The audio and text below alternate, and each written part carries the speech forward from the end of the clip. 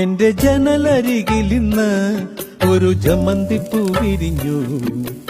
അവളിൻ മനസ്സിൽ ചിരി തൂകും പോലെ കഥ നീയുമറിഞ്ഞില്ലേ മുക്കൂറ്റിപ്പൂവേ. മടിച്ചു നിൽക്കണതെന്താണ്? ഇതുവഴിയേ വരുമിനിയൻ വേളിപ്പെണ്ണാട്.